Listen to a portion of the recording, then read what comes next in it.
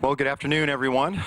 Thank you for being here. I am Tom Zimnick with Patrick Henry College. I'm the Vice President for Advancement, and I'm so happy you can be here with us. We've actually had this interview series since 2011, and we've been really honored and privileged to have it. And thanks so much to Dr. Marvin Olasky for that. Many of you know Dr. Marvin Olasky as the editor-in-chief of World Magazine and, of course, a prolific author, but he's also a professor of journalism here at Patrick Henry College and holder of the Distinguished Chair of Journalism and Public Policy. It's interesting, this morning I was on the website looking at some of our past interviews, and I realized they're all there. And so I would encourage you to go to our website. All of them since 2011 are up there. And what I realized is what an amazing group of people that Dr. Olasky has brought here, and it's been a tremendous blessing to the PhD community, so thank you. Today is no exception. We have an incredible guest, Mr. John Stonestreet, one of the coolest last names too, I might add. Mr. Stonestreet is a speaker and fellow at the Chuck Colson Center for Christian Worldview, and he's now senior content editor or advisor? Advisor. Yeah. Advisor at Summit Ministries, and I believe you've been with Summit since 1999. That's right. Is that correct? Mr. Stonestreet is also an author of many books, and you can probably read and hear him all over the internet. I did some searching and you're everywhere. And he is also the host of a daily radio show, The Point, and co-hosts Breakpoint with Eric Metaxas. So, and he lives in beautiful Colorado Springs, Colorado with his wife, 3 daughters, and we're excited to have him here today. So nothing further from me. Let's welcome Dr. Marvin Olasky and Mr. John Stonestreet. Thank you.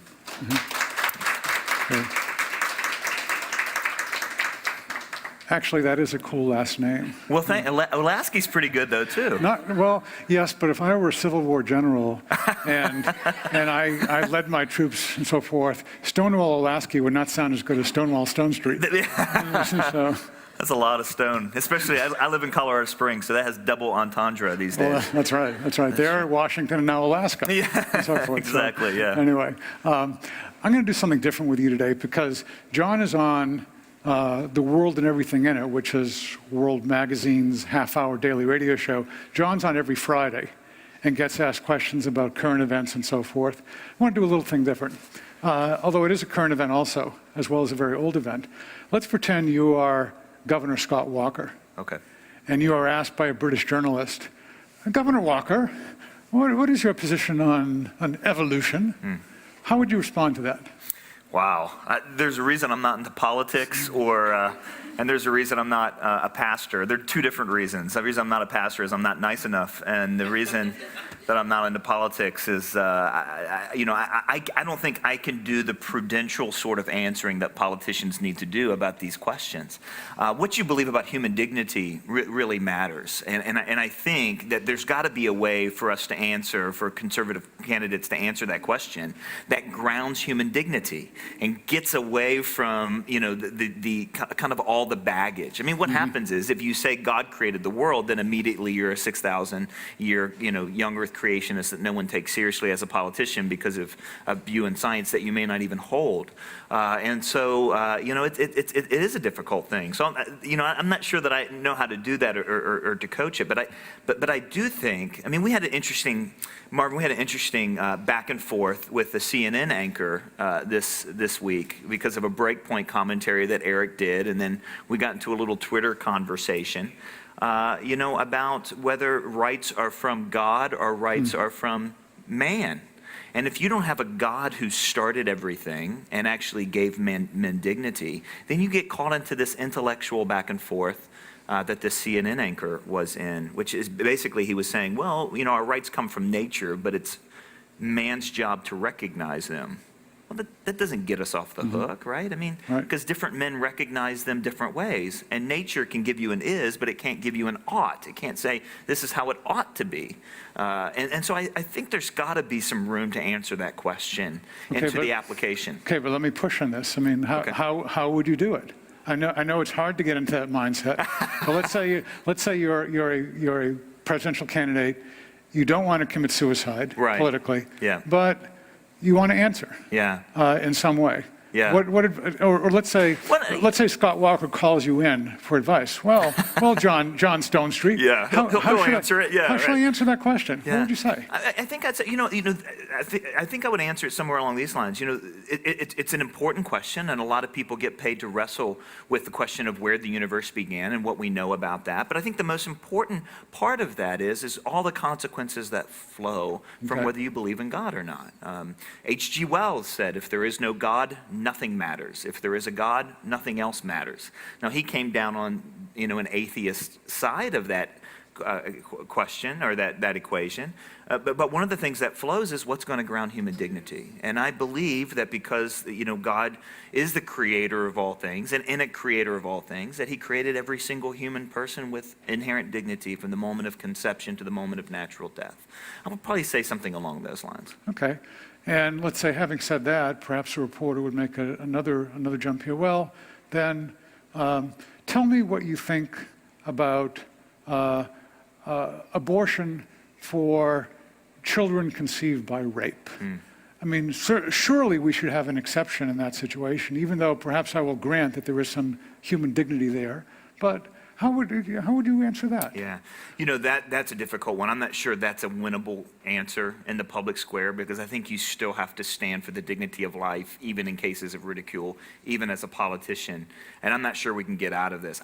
I'm convinced we don't have to talk about legitimate or illegitimate rape, right? Okay. And I think the best way is to talk about how many victims of violent crime do we want. We know that there has been one. And we think that adding violence to violence, the taking of an innocent life, is going to actually help this woman who has been through this awful trauma. And we don't know that. In fact, statistics and what we know from victims is that this is a long-term process, and adding more violence is not going to solve the violence. Some of the great thinkers on peace have told us that. And I think at that point you can even quote Mother Teresa and Gandhi, right? I mean, two winners in the public square. But why add violence onto violence? And I would probably go down that line. Okay. What are the other, I mean, those are two questions certainly that reporters tend to throw at Republican candidates. What should reporters be asking Democratic candidates if the goal is to perhaps embarrass them a little bit or get them in a difficult situation? Well, I think the abortion one is one of them, because what happens is the rape and incest exception, which is such a small percentage of the overall number of abortions. That's the one that's thrown at conservatives. What's never thrown at Democrats, or what's never thrown at those on the liberal side of the political spectrum, is why then do we have laws that justify abortion at almost any time, at any place, at any level of development? I mean, obviously there are some laws preventing that, but not more. Why do we have an industry that was so unregulated that it allowed, Kermit Gosnell's clinic to have less oversight than the local ice cream parlor? I mean, I'd love to see some of these questions get thrown at them, And I think also the selective abortion, so much abortion is selective, selecting out girls, selecting out those with Down syndrome. Increasingly, we're going to see selecting out those with autism that are in utero. I think we need to ask those sorts of questions. I think that would be, a start. The other, I think, would be, so many questions having to do with, same-sex marriage and affirming or not affirming homosexual activity and homosexual lifestyles get thrown at conservative candidates. We never hear anything on the other side about the sexual free-for-all that victimizes women and children, to the extent that we even have European secular parliamentarians these days that are trying to figure out, okay, how can we limit access or unexpected access to porn from children? We've got David Cameron, last year proposing changes in there, providing, the default setting for internet providers. Why does that question never get thrown around here? So I think that would be one of them. So are you one of those Republicans who doesn't want Playboy to be sold? Listen, I think there's one thing, I'll put it in the context of being a dad. I have 3 little girls, right? If somebody randomly out of nowhere exposed themselves to my daughters, I would go after them. And every, first of all, physically, and, stop it, and then legally. How is it different that when my daughters are on the internet, that somebody can just pop up and expose themselves and there'd be nothing against that? The average first exposure to pornography, as I understand it, for internet users is 9 years old. 9. That's the average. I meet moms all the time who say, it happened to my 6-year-old. I found my 7-year-old showing my 5-year-old. I mean, it's incredible. And it's not because these kids are sex addicts. It's because they're curious, and porn is predatory. So we're talking about predatory pornography. So you're saying you don't believe in the First Amendment? I think you can't yell fire in a crowded theater, right? There's limits to our freedom of speech. We can't just utter speech in ways that hurt other people. And I think we've seen that with restrictions on tobacco companies, right? We've been able to limit that free speech, making sure that on their advertising, as they're trying to promote their product, they're warning people against their product at the same time. Why is there nothing comparable when it comes to Playboy, when it comes to, and not even a magazine? No kid reads a magazine anymore. Playboy's money is not coming from their magazine. And, porn is a $13 billion industry. Child pornography is a $3 billion industry, and those are old numbers. I think they're from 5 years ago. This is predatory. This is different. So what's the connection between your concern about evolution, let's say, and your concern about pornography? I didn't make that connection. Am I still a candidate, by the way? You're still a candidate. Because, man, I want to see what you do with Dr. Moeller tomorrow. I wouldn't, as a political candidate, I wouldn't say that there is a connection. I would just say, other than I do believe, because of what I believe about where things came from, and that there is a grounding for human rights and there's a grounding for human dignity. I mean, I would say that. You go to, our founding documents, we have this strange phrase, we hold these truths to be self-evident, that all men are created equal. But it's not self-evident. It was never self-evident in the history of the world. In fact, it's quite self-evident that we're not created equal, right? I mean, you can grow a really cool beard. I can. I've tried. It's embarrassing. I live in Colorado. I'm supposed to be able to do it. Some are taller, some are white, some are Jews, some are not. I mean, there's all kinds of ways we're not created equal, and societies have recognized this. And so because of what I believe about first things, I think that gives us a grounding for that statement. That's so important. It's been the foundation of our democratic experience and experiments. But why do you have to do this fundamentalist stuff in order to have a sense of meaning in life? I mean, can't we create our meaning? Well, I think we can, but then you have a hard time discerning between good meaning and bad meaning. I once had a fun conversation with a lady on an airplane who kept telling me that I was God, and that I just needed to... You said thank you? It's an awkward thing when somebody says, you're God, and I'm... What do you say? Do you say thank you, or nice to meet you? I mean, I don't know. It's odd. But, and she kept saying, look inside, look inside. And so I asked her the question, what if I look inside and I determined that what gives me meaning is to torture little babies for fun? The people sitting in the row in front of us turned around at that point. It was a really awkward sort of moment. You got to watch your volume level when you say that. But it's a legitimate question. Whose meaning wins, right? What determines the difference between good meaning and bad meaning? If it's rights are nothing more than things that people recognize or bestow on each other, then it devolves into a power struggle. Who has control of the power levers of a society, either politically or culturally? And we know historically that somebody always gets left out. I don't even need to argue from the Bible on this one. Remarkable book written in the last couple years by a French atheistic philosopher named Luc Ferry, A Brief History of Thought. Fun read through a history of Western ideas, and he lands on Christianity and says that what Christianity offered was that all men were equal in dignity. And that's a key thing, not that all men are equal, but are equal in dignity, that there's something inherent. And he said it's to that idea that the West owes its entire democratic inheritance. This is not a small, inconsequential idea, right? Chuck Colson, who had the privilege of working with the last couple years before he passed away, would say that that's the most significant contribution that Christianity gave the world. We give individual people salvation in Christ, but to the world was this idea that humans are made in the image and likeness of God. but I'm continuing. You're still playing. I'm still a politician. You may be squirming as Governor Walker. And you're I'm still enjoying evil. being a liberal reporter here.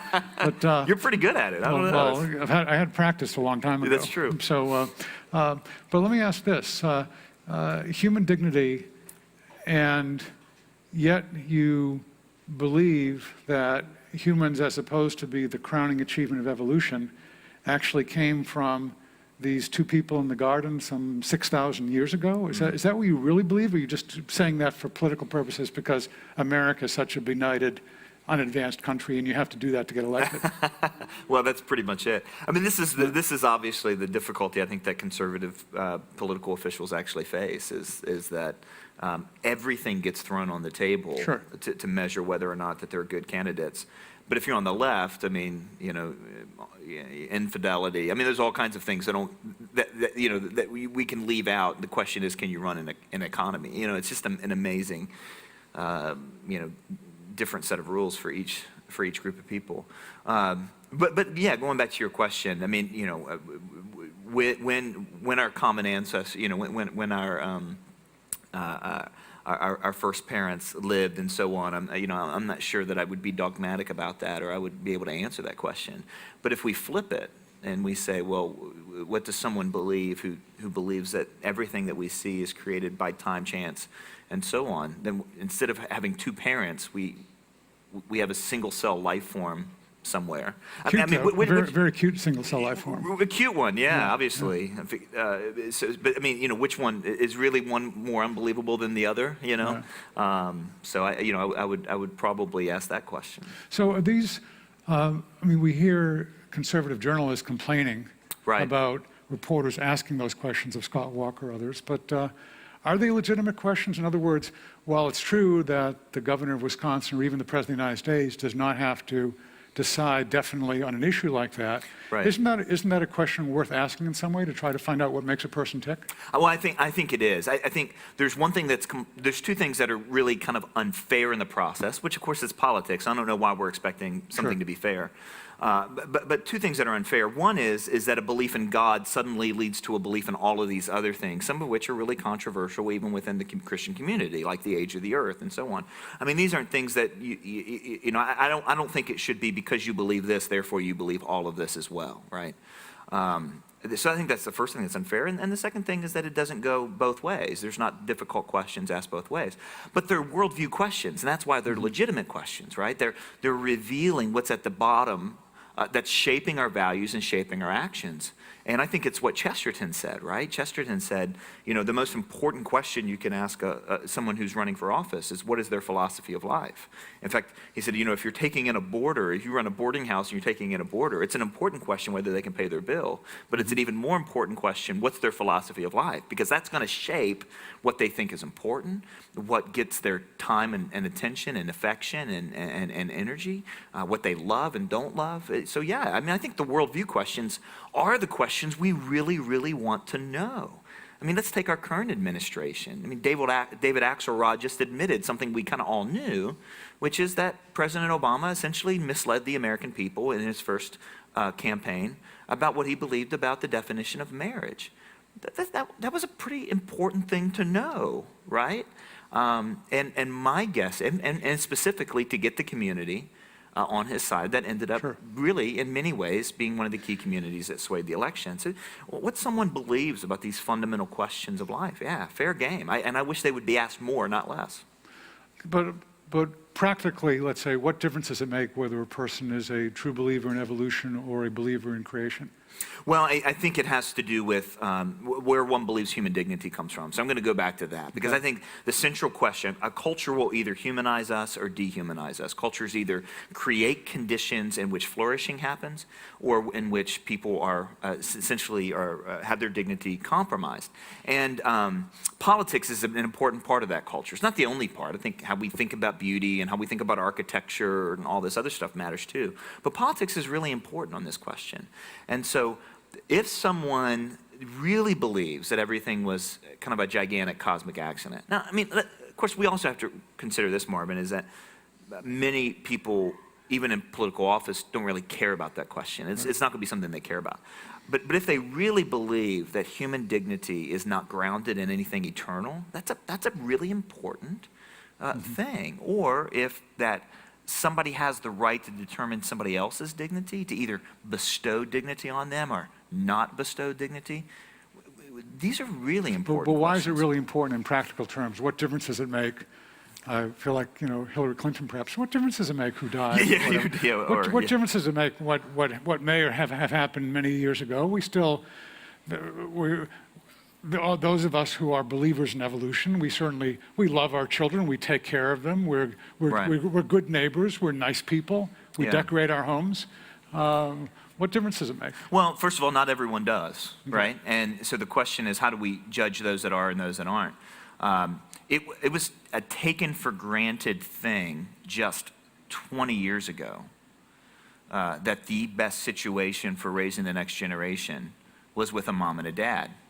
We've now reached a point, for example, in which we say that that it doesn't matter who the two parents are as long as there's two. First thing is, we've got no further reason, because of the separation between marriage and procreation and sexuality and procreation, to limit it to two. So that's an idea whose shelf life is going to be really short. Pretty soon, why two, why not three, why not four? We're already fiddling with that with divorce and remarriage situations, right? I mean, the more, we kind of think the more adults that a kid has in their life, the better, which isn't really necessarily true at all. By the way, I had fun with a Princeton professor sitting with him at dinner 10 years ago, where he was saying that he was very much in favor of same-sex marriage, but he was against polygamy and so forth, and at which point I could accuse him of being a twoist, a bigoted twoist. That's a great line.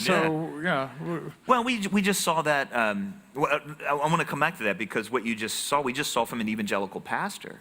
There was an evangelical pastor who had shifted on same-sex marriage, but was trying to draw the line at polyamory. And then you had a pro-polyamory pastor, which, I mean, that guy certainly didn't exist 20 years ago.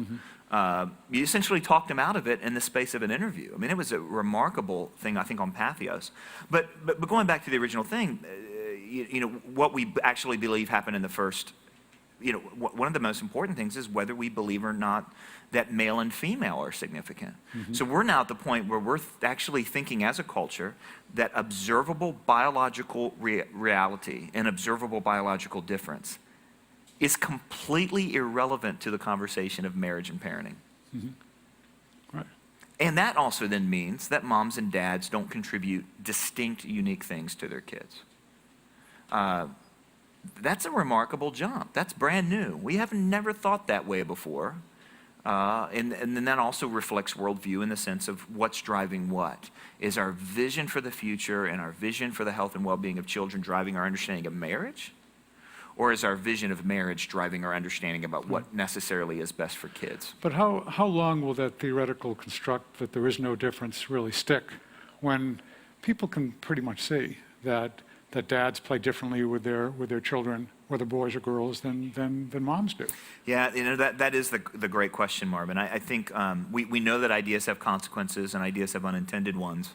And let's take, for example, no-fault divorce. That one stuck. Let's take it. You take it. You take it. Let's take it and throw it. I mean, that one's stuck around for an awful long time, despite remarkable evidence to the contrary, right? So, very similar to what we're seeing now in the 70s, there were these lines. People would just say them as if they were true, as if we somehow knew that kids would do better with married parents or with happy parents than married parents. And we just said that. No evidence. Just basically pulled it out of the air and just threw it out there as if it were true. And it's clearly, statistically, observably not true. But, that no-fault divorce is still hanging around. And we hear the testimony of the children of divorce all the time about how painful it is.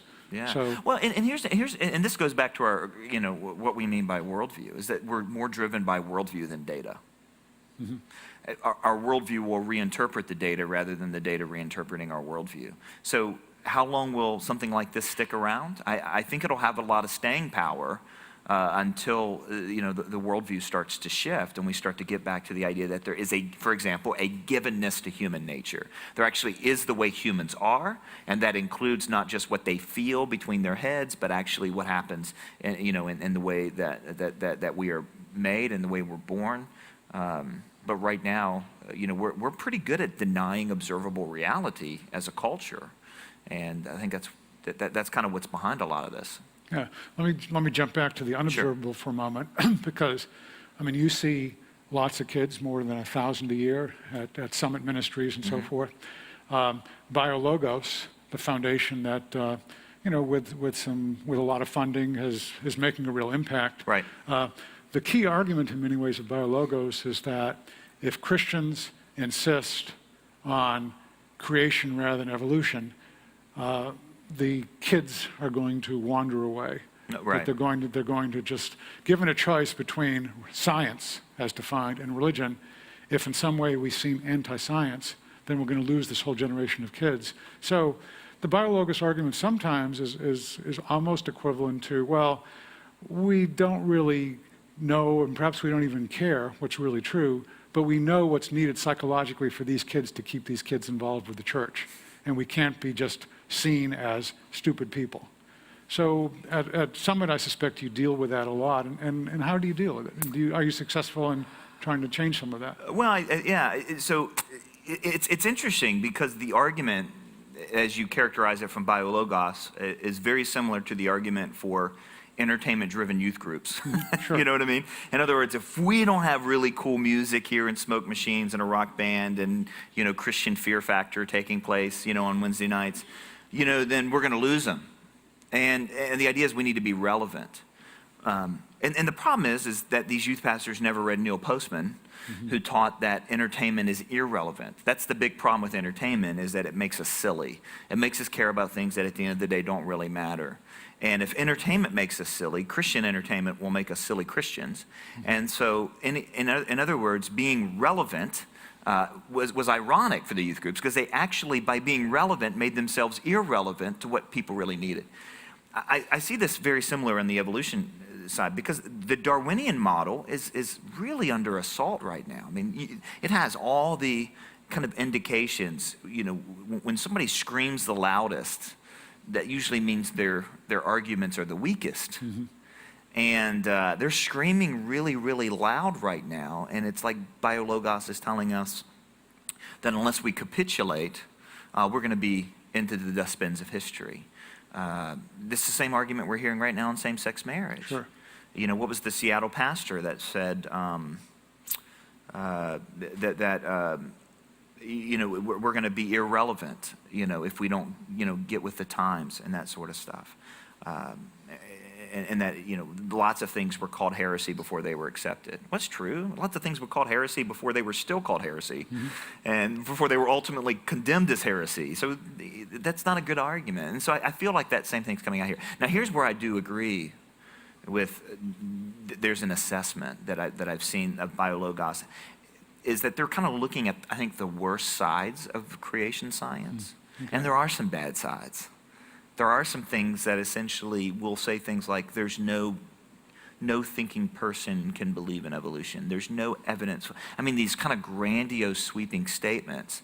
And so and what we found is when students are taught that, but not really taken in to seeing what's true and also analyzing the best of what's on the other side, they see an argument that they never knew existed. And for a lot of students, they're not leaving because they're convinced. They're leaving because they felt deceived. They felt like they were gypped. And I get that. I think that's a legitimate expression of this. But I don't think that characterizes all of what's known as creation science or the intelligent design movement or whatever sides of it. It doesn't characterize all of them at all. It does characterize some, though. And sometimes, like I said earlier, when you yell the loudest, it's because your arguments are the weakest. Sometimes young earth creationists in particular, but other creation scientists, they're yelling loud and they're not really making arguments. And I think that needs to be dealt with too. But the BioLogos people say that they can be both biblical and intellectually fulfilled and relevant by embracing theistic evolution. And that has a nice ring to it. We like both and so forth. What's the problem with theistic evolution? Well, I think, first of all, is that the evolutionary theory that they're embracing is not theistic. It inherently does not require any involvement from God. So there's a philosophical problem.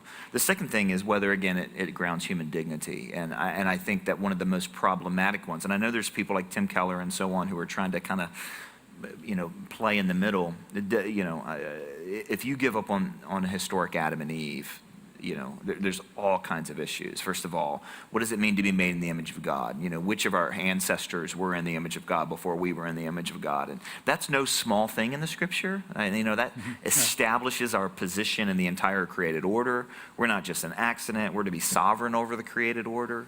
This throws the whole, creation narrative out, which then throws a redemptive narrative out. Yeah, in Romans 5.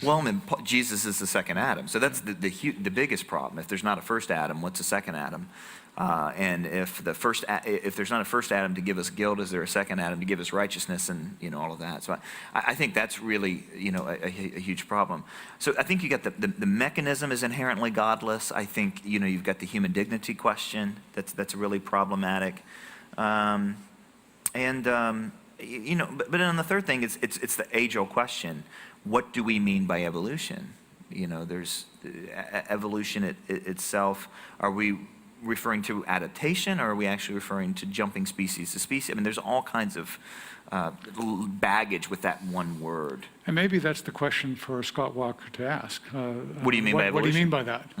And go from there. I think it's a great question. We teach the Summit students that all the time. What do you mean by that? Where do you get your information? Right. How what happens if you're wrong? Right? What happens if you're wrong? I think another great question is what happens if you're right? This is the ideas have consequences question. Is if you're right about this, then what? If you're right about I'm God and I want to torture little babies for fun, what then? Yeah. We'll go to your questions in just a moment. Let me just ask one more right now. Strikes me listening here that Daniel Dennett talked about evolution and Darwinism as the universal acid that gets rid of all these bad worldviews and things like that. But I hear you saying in many ways it is the universal acid that gets rid of the social bonds that connect us and that make us see the image of God even in people we don't like. It's amazing how short our memory is, isn't it? I mean, the 20th century essentially was the century that needed Darwinism and that mechanism to actually justify the social theories. And it wasn't just random that it was connected, with Nazi ideology or, this was actually partner in eugenics, ideas. It was actually part of it. You needed one to get the other. And so, it's corrosive on human dignity. And then, it's essentially because we're biologically determined, then kind of the reaction to that then is so that if we're biologically determined, we're going to be sociologically sovereign. We're going to essentially impose our will on the social order. We're going to pretend like obvious, observable, given realities are irrelevant and that they were actually constructs of our own mind. And then we're going to change them, and typically to justify our definitions of freedom. So, I think Os Guinness has written pretty well about this recently, especially that if freedom doesn't have any context, if freedom is just a free-for-all, that's the greatest path to, or that's the greatest enemy of freedom, is what he said. So, yeah. Questions?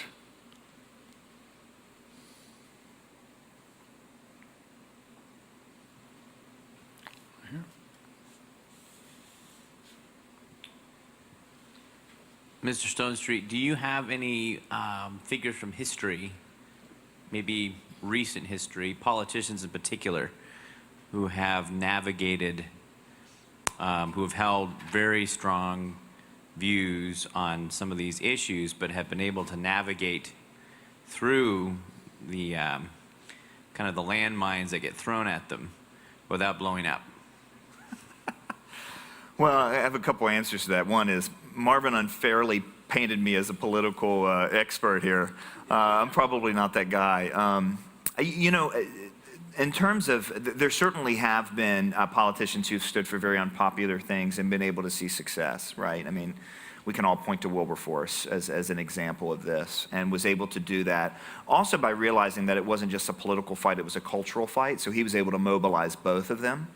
And so I think that's an example. Recently, no, and one of the reasons is that because it was quite acceptable as recently as the 80s to believe that abortion was, to be against abortion. President Reagan, was pretty obvious on that. He didn't follow through in all the ways that we had hoped, but he was there, right? I mean, so it's quite recent.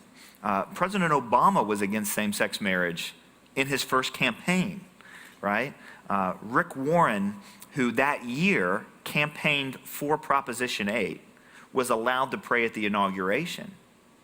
4 years later, at President Obama's second inauguration, Louis Giglio, who apparently hadn't preached a sermon on this in 20 years, was not allowed to because of a recording of a sermon he gave 20 years earlier. That's how quick society has shifted on some of these things, moving them to unthinkable.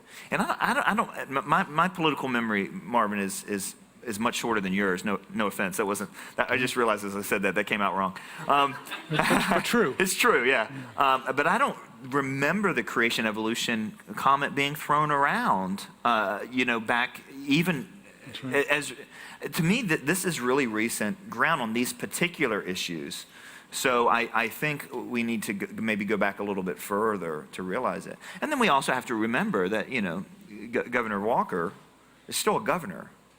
So it might hurt him in his campaign for president, but you see what I mean? There's still lots to be done on the local level and on political success. And sorry, this wasn't the question you're asked, but I'm great at answering the question I want to answer. And one of the things that I would throw out this is I think we've completely underestimated the power of civil society on a local level. And this is, de Tocqueville said this is one of the things that was a key part of the American experiment, that was a key part of the ingredient. I've got a new book coming out on this with Marvin's colleague Warren Smith because of this, is that, conservatives, I think, spend so much time yelling at the top of culture, right? Particularly DC, but also Hollywood. And we yell at the top of culture when in both politics and in the arts, the local space is wide open, completely up for grabs. And I think that there's a lot of political success, despite these issues, that are going to be won at the local level. Now, you might still get thrown aside by that question in a place like New York City or, Portland or something like that. But I think there's a lot of local politics that has an enormous amount of difference. I mean, I look back at the last couple elections and I think, good heavens, if we'd have taken that couple $1 billion that we spent on Romney and spent it on local school boards, maybe I'm a utopianist in that respect, but I think that might have been a better use of money. That's just my thought. I don't know. Other questions? Mr. Stonestreet, my name is Danielle Five, and my question here I wanted to ask is, how do you address questions like feminism or marriage, or just even sort of the roles in society in a culture that finds gender as not only irrelevant, but unnecessary, sort of society and culture where we're trying to adopt a gender-neutral pronoun and things like that. Right. You said Danielle, is that your name? Yeah. Danielle, I think that's a very good question, and you're touching a nerve that I think many of us are going, because what you're describing, I don't want to say it's out of nowhere, but it is somewhat new, that something as hardwired and observable as sexual identity in terms of, how we're born, either male or female, is not only irrelevant to the but it's actually unnecessary. Why have these? I mean, that's a remarkable thing. It really is. It's a stunning thing. And I'm not sure we figured out how to go through that, because we're kind of on that next step. We've been dealing with, well, what do we do if somebody who is clearly male wants to be a female, or someone who's female wants to be a male? We're behind on that one already, and now we're moving just to say, yeah, I mean, even think about how these ideas kind of got to us. I'm always interested in kind of where ideas come from. And so, all the way back in 1989, the LGBT movement, which at that point was just really the gay liberation movement, was promoting the born this way. I was born this way. I was born this way. Even back then, there's writings where they say, we know it's not true, but it's going to be really useful. What you're describing is now the opposite of that, right? So we've had the born this way, born this way, born this way. Now we're on this, I was born this way, but it doesn't matter. Do you see what I mean? So I guess what I'm saying is you're describing a social shift we're really in the middle of, and it's a great question. I mean, what resources do we have at our disposal? I think the first thing we have is an awful lot of research, as Marvin alluded to earlier, that does point out the differences between men and women and why they're necessary. Recently, I had a science writer, an atheist, secularist, Darwinist guy named Scott Rayburn, fascinating guy. He wrote a book called Do Dads Matter? And this guy makes his living taking this really complicated scientific research and translating it into popular level science writing. And that was what this book was. And I said, well, why'd you write the book? And he said, well, because I'm a dad of 5 and I wanted to know if I mattered. And I thought, wow, that's interesting. Here's a guy who spent his whole life in the scientific world, and at the end of the day, he wants to know, do my kids love me? Do I make a difference in the life of my kids?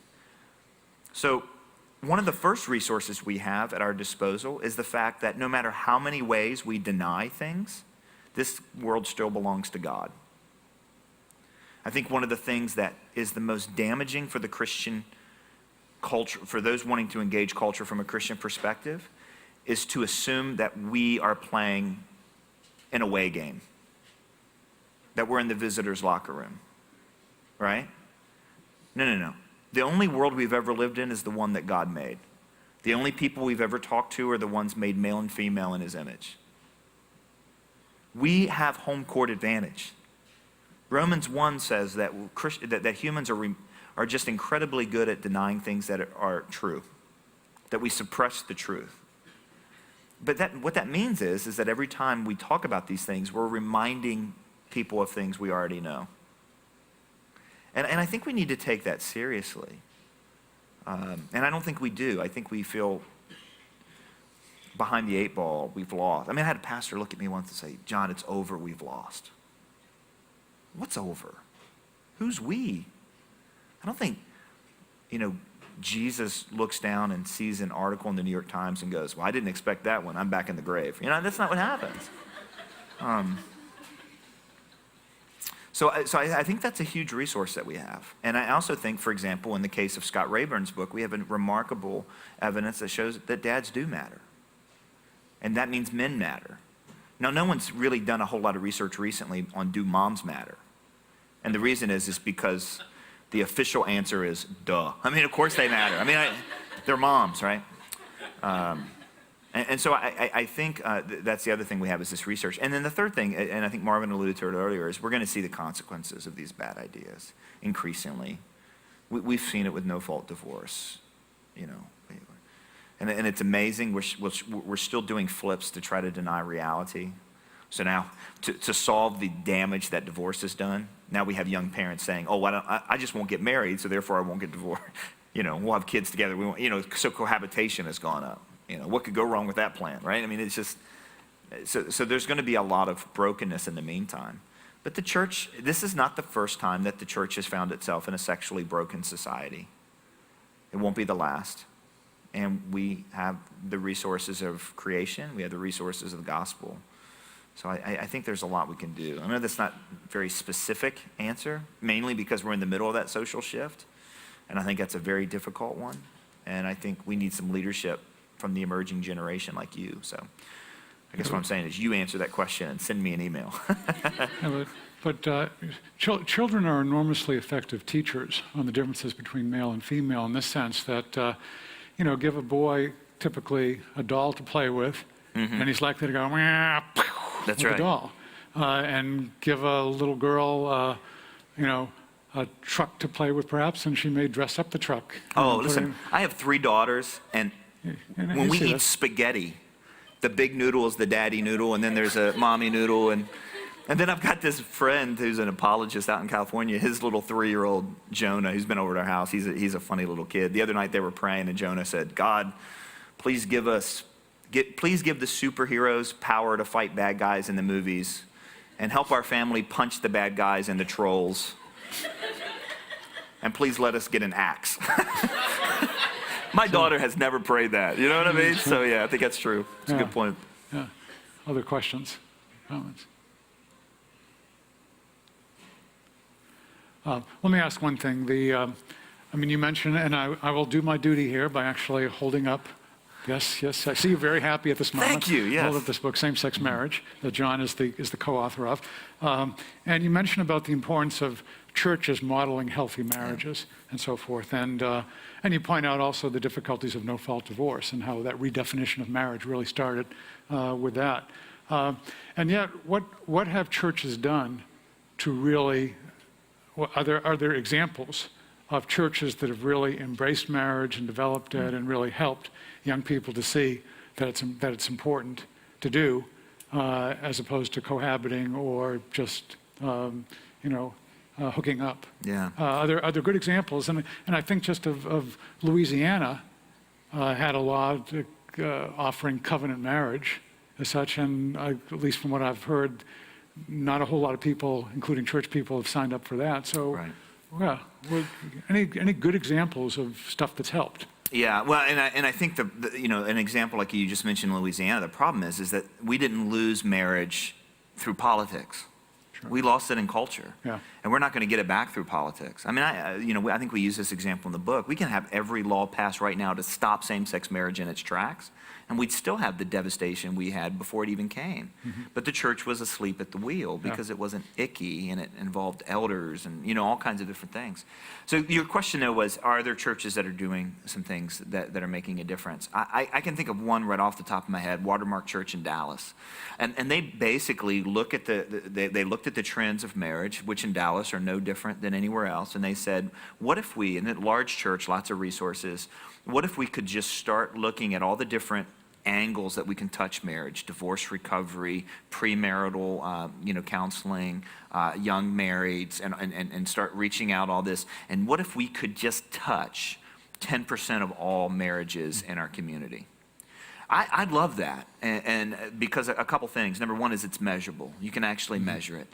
Number two, it's attainable. With their size, 10% of all marriages is great. Now, number three, people still get married in our society, and like you said, children are great teachers. I think when someone gets engaged or when someone realizes they're going to take the plunge, they start asking new questions. They want to know more. And so there's a felt need there that they can reach. I think that's a great one. I also, though, I think that one of the things that needs to be thrown into this mix is not just modeling, and it's certainly not just crisis intervention. But Marvin, we've had decades of seminars in churches on marriage, but they've been therapeutic. Yeah. They haven't been definitional. I don't know if that's a word. They haven't been. It is now a word. It is now. Thank you. I create reality. Yeah. And here we've talked about how to have a happy marriage, how to be a godly spouse, how to have a great sex life, how to manage your finances. Really important stuff. But what we haven't done is backed up and said, what is marriage for? What did God intend marriage to be? And we think that we know this, but we clearly don't, right? Mm-hmm. And so I really worry that in so many communities, especially with young kids, and sorry, not young kids, but young couples, that we're decorating Christian therapy on top of a really bad culturally assumed definition of marriage. I see this with the Summit students, and these are conservative students. 5 years ago, I said, let's defend traditional marriage, and they'd be, now they're like, what's that? I mean, we forget that this emerging generation has never seen traditional family on a television show. Mm-hmm. Yeah. Many of them not in their life, but certainly not in the arts and the imagination. So I think that's one of the most important things, is just to teach, where does marriage fit in the biblical meta-narrative? What is it for? What role does it play? And I think that's got to be one of the first things we do. Yeah. Question over here. Oh, there's one back there and then up front here. The question related to the relevancy of the church, relevancy of the community, and similar to what Dr. Lasky was talking about. If you were sitting with a group of pastors or church leaders of a local church, what would you say? What would be one of your greatest pet peeves that you feel needs to be changed in terms of how we do youth ministry, how we are reaching the next generation, what one piece of advice do you give local church leaders in terms of their ministering to the teens, to the young people in the churches, to the next generation? Particularly young people? Yeah, particularly young people. Yeah. Other than, or in addition to paying all their ways to the summit. Yeah, the summit would help, yeah. You know, and that's, by the way, a pastor asking that question, so it's a loaded question. And I'm also, probably one of my biggest pet peeves are those of us that aren't pastors sit around and complain about the church really effectively. So, I'm the popcorn gallery, and so I want to say that really, really humbly on that. The job that you guys attempt to do is one of the hardest in the world. I think probably there's a lot of different places that I could go, but I would probably just go back with Chuck Colson and say, Christianity is true. It's true truth. But a lot of times we teach the Bible in particular from the very earliest age as if it's a random collection of stories, sayings, wisdom, and so, but not as the grand underlying narrative of everything. And I think that is at the heart of a lot of our troubles. Some of this comes from Christian Smith's research on teenagers and young adults that he did at North Carolina. Now he's at Notre Dame and continues that. And he coined that phrase, moralistic therapeutic deists, that many students, when they think of faith, it's valuable to them, but when they think about it is that it's moralistic therapeutic deism. God is coming into their world. They don't belong to his. And they are able to invite him in when they need to behave or they need to feel better about themselves.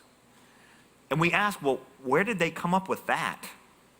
And it might be because from their earliest age, from Sunday school lessons and from youth group lessons, almost every way they've ever heard the Bible taught is in a moralistic or a therapeutic place. David and Goliath, here's how you beat your giants. We never talk about the enormous amount of stories in which the giants beat David. And I think that's really at the root of a lot of things.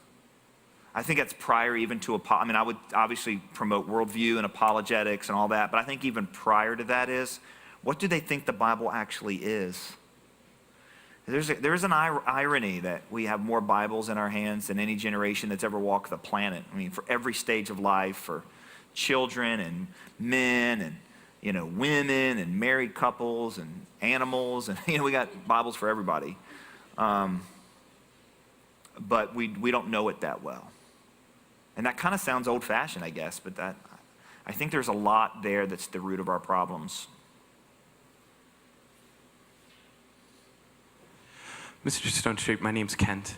My question going back to what you were talking a little bit before with, is how do we as Christians engage a culture, particularly I'm thinking of my generation, who, as you said, just doesn't have the exposure even to what a typical family structure's benefits are and that kind of thing.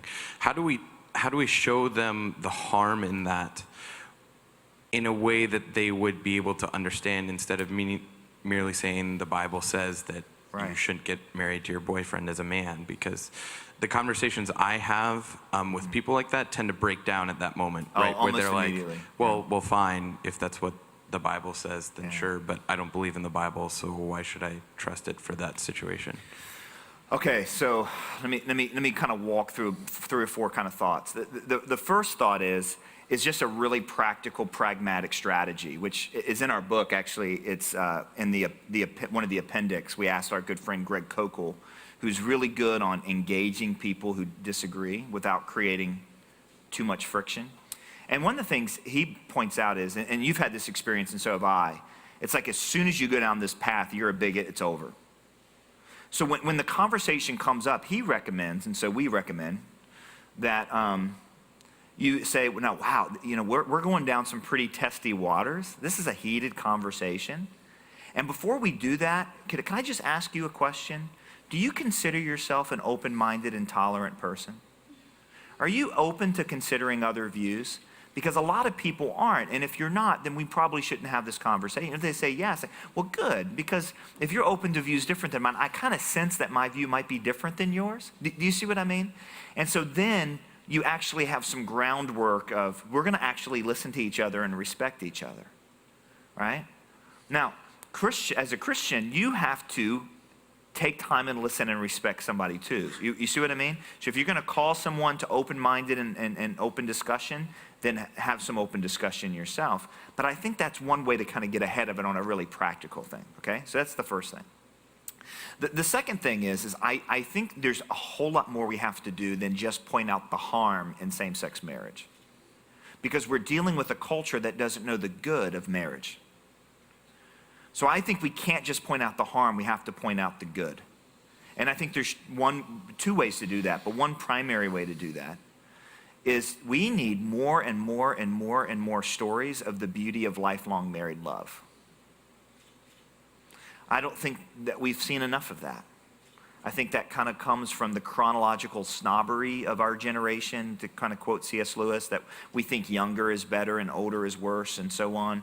And so we're trying to, euthanize them as soon as we can in the Netherlands and everything else. I mean, I think we need to go back and celebrate the beauty of lifelong married love and find ways to tell those stories in songs and novels and certainly screenplays and everywhere else we can. The second thing is to talk about the good of marriage is to back up and say, well, wait a minute, what do you mean by marriage? All right? There's really two. I think Robbie George and Ryan Anderson and Sharif Gurgis have done a nice job, and we try to bring their arguments down to a little bit lower shelf in our book to basically show that what we have going on are two competing definitions of marriage. So when we say marriage, we're talking about a ceremony, but we don't mean the same thing anymore. We don't, one easy way to say it is, historically, marriage has always been the thing that justified and contextualized sex. Today, sex has become the thing that justifies and contextualizes marriage. So there's been an exchange. And I think that's a very important place to start. What is the good of marriage? What is marriage for? What's the point, right? And you can point to things without ever pointing to Scripture that demonstrate that culture historically has seen marriage to be not about someone's sincere affection, but actually about something else. So, I used to live in East Tennessee, or southern Tennessee. I don't know how you put it. It's kind of in the middle between Chattanooga and Knoxville, in an old town called Dayton in Ray County. And that was when I fell in love with Sarah, decided I wanted to marry her, went to the county clerk and said, can I get a marriage license? And she did not say, well, yes, but only if you can demonstrate to me that you're really and truly and fully in love. Here's a test from Cosmo magazine. If you pass this test, I'll give you. That's not what she said. She did ask me questions, though. The first question she asked was, is she old enough? Are you both of the age of consent? Which is a good question to ask in Tennessee. The second one was, are you already married? Right? Because if you're already married, you've already established something, right? And the third question was, are you related? Which is never mind. I was going to say it's... Now, why did the county clerk ask those three questions? Because as the representative of the government, they have no interest in how much we're sincerely in love with each other. They had an interest in what marriage actually does, which is it's the institution that produces future generations, right? And so there's things all over culture there. In our book, for example, we have a whole chapter on what does God say about marriage, and we do what Jesus did. Matthew 19, don't you know what was true from the beginning? So we go back when Jesus there in that text refers back to Genesis 2, points specifically to male and female, points explicitly to exclusivity and to permanence, right? So there's three things Jesus points to in Matthew 19. But then we also have a whole section, what if we leave God out of it? What can we see to be true about marriage by leaving God out of it? And I think we need to be very coherent and very versed in this. Now, part of this throws the responsibility on us. One of the reasons Sean and I wrote this book is I said, Sean, I'll write it with you as long as we promise not to quote Leviticus. I like Leviticus. But What's not to like? yeah, no, exactly. No, but Leviticus is often thrown out. A verse. This goes back to how I was answering Pastor Carey back there. Is that we often throw out this verse as if this is it, but there's, another verse in Leviticus that talks about wearing clothes of two different fabrics and everything else. And Christians are stumped right there when that gets responded. Why is that? That's our fault. And we also wrote it because we said, you know what? If another Christian celebrity goes on television and is surprised that they're asked about same-sex marriage, we're going to scream. Don't be surprised, right? And you know now too, and I think particularly in your generation, even different than mine, this conversation comes up. Is that fair enough? And so to be caught unprepared is not the fault of the questioner. It's the fault of us. Be prepared to give an answer, Peter says. The question's going to come up, right? And so I think we need to do a lot more work just preparing for it. Does that kind of get at your question in some way or another? But you know as well as I do, this is not an emotionless question, right? I cite statistics all I want on Facebook and somebody responds, this guy looks biased to me. Why? Well, because I feel that. Wait a minute, you feel like, but you're not biased. He quotes statistics and he is biased. I mean, you see what I mean? It's insane. And so you got to take your time and be patient, ask questions, but also be prepared. So, great question. And last question up here. I'm going to switch gears just a little bit. First of all, what do you call your job? Like, what box do you fill in? And then if a kid said, I want to be John Stonestreet in 20 years, what would they have to do to get from college student to you? If somebody said that, I would say you need to go to counseling. Like that's like not the thing I think you should aim for. But wow, it's a scary thing. Thank you. I'm very touched by that mental image. Anyway, very nice of you. What is my job? I honestly don't know. I know it's been a strange journey. I don't have a 5-year plan or a 20-year plan. I've had some remarkable, wonderful opportunities, and God has been really kind to me, and that's about what I can say. My job is I'm a speaker and a cultural commentator. I don't think there is a box for those things. I mean, there's a box for a speaker, but that's kind of what I do. I'm also a translator.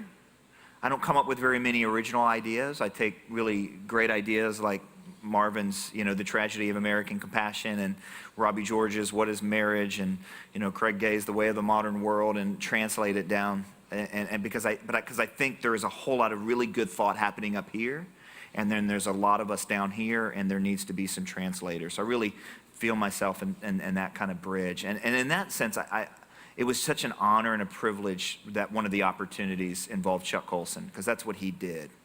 He pointed us to culture and said, think about culture, Christian. Think about culture, Christian. Think about culture. And so that was a real honor. I always think the secret of life is to do what you love and find somebody who will pay you and for doing it. And I feel like I'm doing that. I really do. I feel really blessed. I also realize, though, that that's not common. And so I think about that with my daughters, and I think, do I want someone who's going to do what they love? Yes. But I also want someone who, if they can't get paid for doing what they love, will get up in the morning and dig ditches and deliver newspapers to put food on their table, right? And so there's this balance that you've got to work really hard, I think, and you've got to do your best, and you've got to take advantage of the opportunities. From the garden, our fundamental identity as human beings is to be a steward of God's world. And preparation, I think, I think in preparation, here's the thing. First of all, look for old people. Look for old people and snuggle up beside them and respect them. There's such a chronological snobbery from Gen Xers like me and millennials. And I think millennials, you're the famous generation of the famous helicopter parents, right? Which means that we often look to the older generation to pat me on the back, tell me I'm great, protect me, bubble wrap me. and this is harsh things, but I think you need to go learn, and you need to go listen, and you need to go serve, and you need to snuggle up beside them, and you need to do your best to help them, make them successful. That's the best preparation I can possibly think of, number one. Number two is what Chesterton called the democracy of the dead, which is reading really good old books. Lewis said for every new one, read 3 old ones, I think, or something like that. I'd say for every new one, read 3 C.S. Lewis books. That's a pretty good formula. But read old guys, read old ones, because all the really good stuff, the history of thought is so helpful for this. So I think that's the next stage of preparation. And then the third thing is way more practical. And I think I've really been convicted on this. I've been studying a lot on the issue of habits and how our habits actually shape our worldview. I know sometimes we think our worldview forms our habits, but I think our habits actually form our worldview. And I think it's really, really important as we wrestle with this question, which I think you're asking, how do I know what to do one day? How do I know what to do with my life? That really a far more important question is, what am I going to do next? This is Friedrich Nietzsche's line that life is a long obedience in the same direction. That we don't just jump to our destination, we take the next step and the next step and the next step and the next step. How am I going to steward my next opportunity, my next relationship, my next temptation, my next failure, my next, whatever, my next money, my next time? What's the next thing? And that's another thing, which means you need sharpeners around you. Iron sharpens iron. So I think along with that, for this emerging generation, is the necessity to go deep with sharpeners. We're really connected, but we're isolated. This is the irony of technology, is that we can Facebook around the world and we can have 100,000 friends. Or actually, you can only have 5,000. You can have 5,000 friends, but you can still be a really lousy friend. And you're not going to take the next step well if you don't have people that are sharpening you. So I don't know if that really answered your question, but I really think that we're probably moving into a time that, especially Christians who say, I have this vision and I'm going to do exactly what I want to do and find somebody to pay me for it, that might be a luxury of the past. We're just going to have to find ourselves like Christians across cultures have found, looking inside, finding their calling and vocation and doing whatever station that they find themselves in, doing that really well, and let God advance them. So, Good thoughts. Tomorrow, Al Mohler here at 12:20 p.m. Right now, please join me in thanking John Stonestreet. it's an honor. Thank you, Marvin. Yeah. Brother.